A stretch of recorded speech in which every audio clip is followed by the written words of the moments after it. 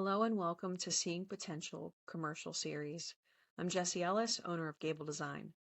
Before we get started, I want to mention that everything you'll see in this video is a conceptual design study created for educational and inspirational purposes.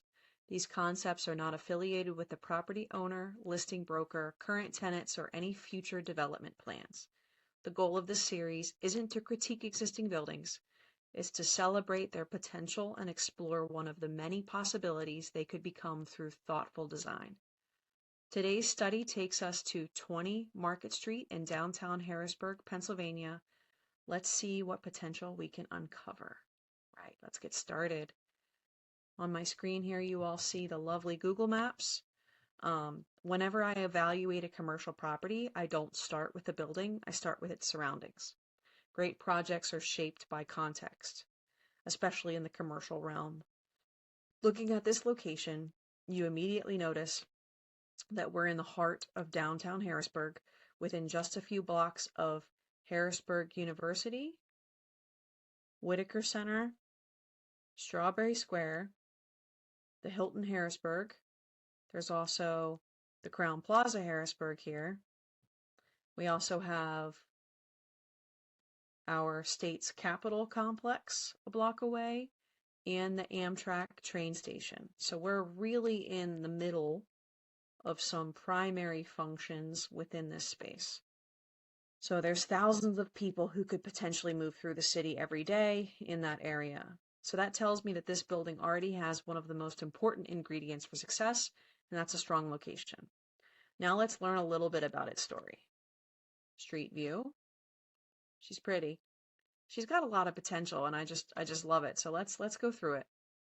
So one of my favorite research tools, which you guys can see here on my screen, is to use the Google Street View because it lets you step back in time. So I can look at the facade, which was taken here in April of 2026. I can see it from a few years ago in 23. We can get into 2019, 2017. And then in September of 2016, here's, I believe, based off of Google, what the latest functions were.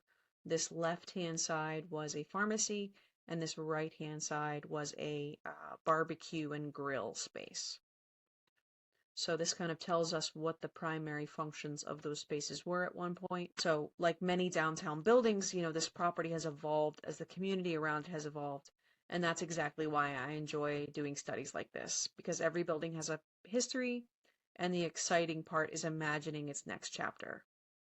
Now let's study the building itself. I'm going to go to my cleaned up version that I've taken some time so we can see it cleanly. So we look at this and we think, well, what already works, right? So for me, it's the location. It's the proportions of the facade. It's the rhythm of the storefront with these vertical components.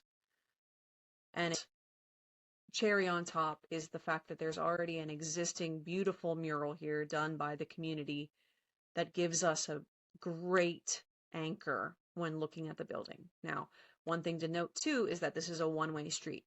So if you're looking at this image, the cars come from the right and drive to the left. So they're looking straight up at these from this angle, and they can see the mural cleanly.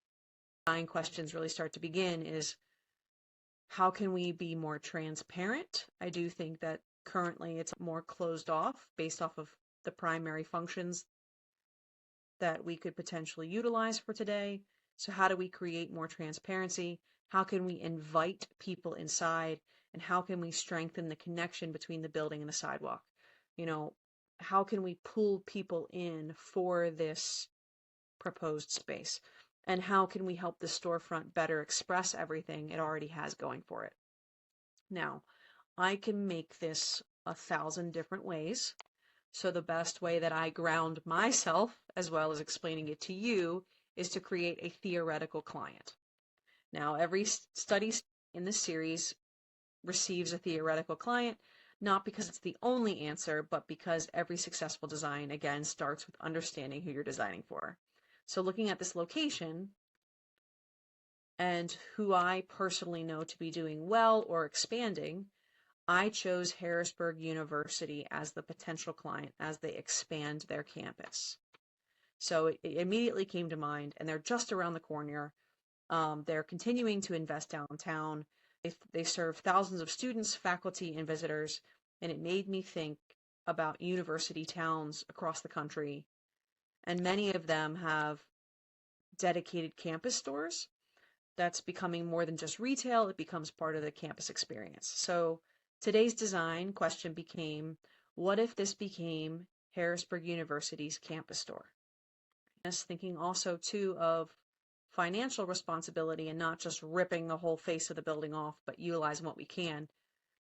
Here's what one of my concepts was. So one of my biggest priorities was increasing transparency by opening the proportions of the storefront and creating a stronger visual connection.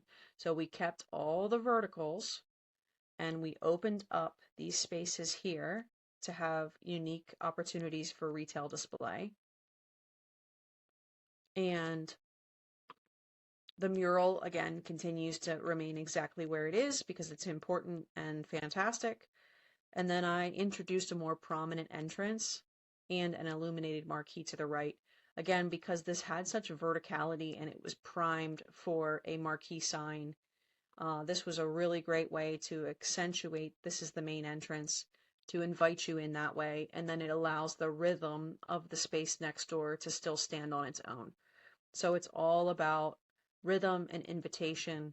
And again, you know, other than having to clean up the materials on this portion of the building, because there was, you know, boxes and it is a little rough when you look close, other than kind of finding a facade cover for this, for the most part, this is just cleanup. This is just cleanup. This is adding lighting. This is adding a nice marquee.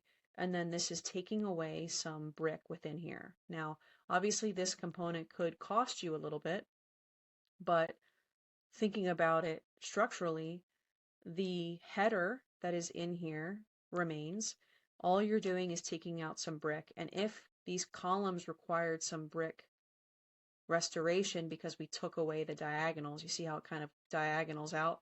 There's always a chance that there's not brick on the verticals past that. But look the volume of brick we receive by taking this out. So you can take existing brick from these components and restore them onto these vertical sides here. So the hope is to not only have a design inspiration, but also to realistically understand combining budget and potential.